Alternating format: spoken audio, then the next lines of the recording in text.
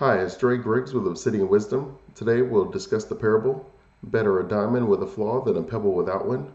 Most people worry about money, so we created the Wisdometric framework to help people eradicate financial stress, generate a passive income, and build a prosperous retirement strategy.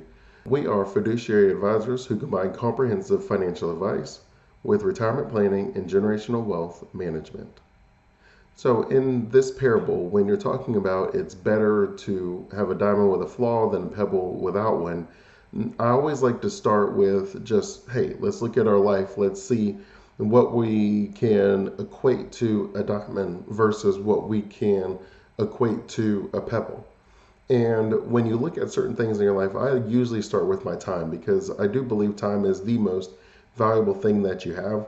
My job, when you're talking about building wealth, taking, money and growing and things like that, the goal is always to give you more time.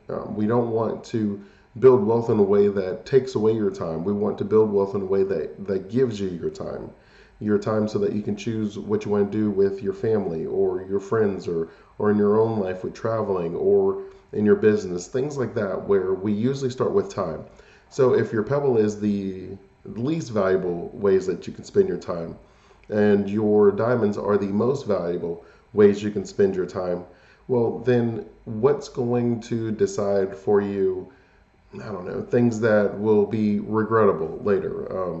I know Jim Rohn used to always say, don't major in minor things. So if the pebbles are the minor things, how much of your time are you spending on these minor things?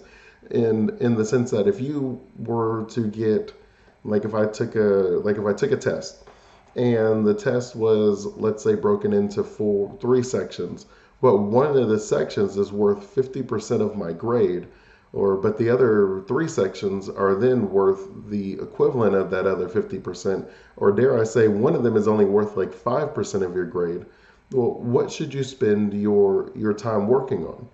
And the truth is, if you got 100% of the questions right on the 5% of the test, where you have a 100-question test and 5 questions were on a particular topic, and you got every single one of those right, well, that's not going to impact your grade as positively as if you focused on the section where you got 50 questions, but maybe you only got 40 of them right.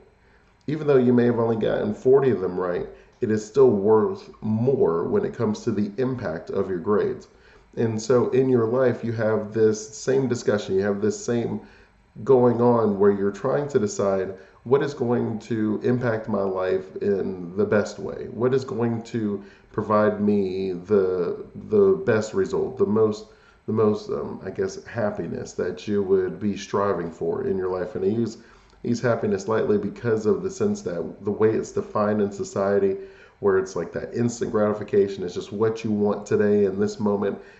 I would define happiness more as your long-term desires. What I mean is there's things that you want today that are going to make you feel good today.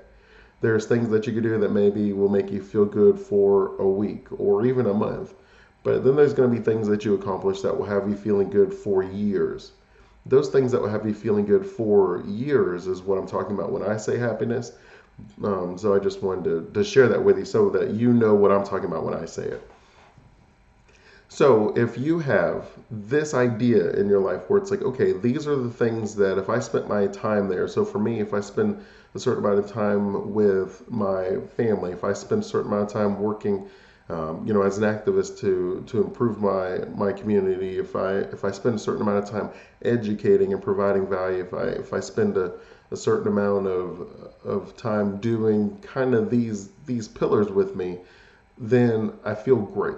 Where I'm like, okay, I'm making an impact, I'm making the world a better place, I'm providing for my family, and then I'm present in their lives, so that way I can share as much of the wisdom and the insights that I have gained over the years with my kids, so that they're able to take that information and get where I'm at now earlier, so that way they have the ability to extend and to impact and to grow even further.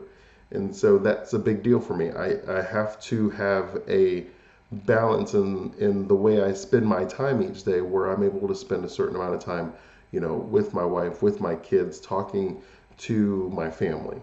And so then you have to spend a certain amount of time where you're impacting, people and things that you care about, things that you're passionate about, things that you would do for free. And if you focus on those things, those are your diamonds. You may not get that all right. You may spend some time with your kids and it was regrettable the way that the time worked out. Maybe just things just didn't work out. You were driving to a place, the car broke down. You were going to a movie and it was sold out. Whatever it was that you were doing, it still provides value in the sense that you're giving your time. And even if you had to go to plan B, C, or D, it's still better than if you focused on the small things and spent most of your time there. So if instead of me spending time with my kids, maybe I spent a ton of time like cleaning the house or something. To me, those are the pebbles. That's something that you could allocate out where there's someone maybe can come and do that, or you live a minimalist life where you get rid of a bunch of that stuff, and then you have less to worry about cleaning, or just a ton of different things that you could do to really free up that time. Because the truth is, one day all of my kids are going to be grown, they're going to be out, and they may have their own family and doing their own thing. They may live on the other half of the world, but and then at that time my house will be spotless because no one's going to be in there. And is that truly something that is going to make me happy long term? Is that going to bring me joy long term? And the answer is no, right? And so it's something that I would say, okay, that would make you happy for a day, Dre, but it's not something that's going to make you happy long term. It's not something that's going to bring you joy long term. So you want to make sure that you're focusing on the things in your life that have the most impact as far as you achieving whatever it is, the goals that you have set for yourself. And if you haven't set goals for yourself, well, that's the first place you need to start, is writing out some of those goals that you have. And if you're not like 100% sure on maybe what to include in a goal, how to design a goal, and how to intentionally design your life, well, I encourage you to take a look at the obsidianwisdom.com/training, where I go over the wisdometric framework with you. Inside of that framework, we do discuss the idea of designing your life, covering this concept where at the end of the day, money isn't the end goal. Money is the ability to accomplish certain things, and it's other things that it's going to be a horrible thing to do. But we help you design what your life in a way where you're not sacrificing the things that are most important to you. You're not sacrificing your diamonds because you're focusing on just that immediate short-term pebbles. And so that's why I'm a big proponent of long-term planning, where we are changing not only our financial situation, but we're changing our overall life, where everything is working in unison, so that way we don't feel like we're leaving anything behind along the way.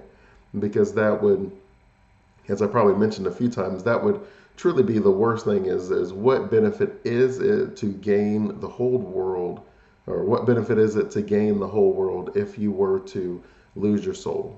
And you don't want to sacrifice the things that are the most important to you for some short-term benefit, some short-term realization, because it is really about the long term. It is a long-term game. It is what am I looking for as I grow? My goals change, so I have to be changing with my goals. So if you want to access that Obsidian Wisdom training, you can go to obsidianwisdom.com/training.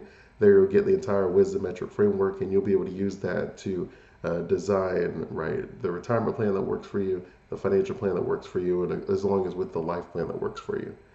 And if you have any thoughts on what it is that you think of when you're talking about, hey, what is the most important thing in my life? What is the most important way to spend my time? What is going to bring me the most joy and the most impact to leave this world a better place, to provide for my family and loved ones, to set up solutions to problems inside of this world? Then I would love to hear those thoughts. You can share them in the comments below.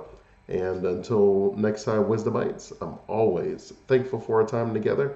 Remember, wisdom is asking the right questions to allow yourself to get the right answers. Keep asking those questions, and you will keep getting those answers. Continue blessings.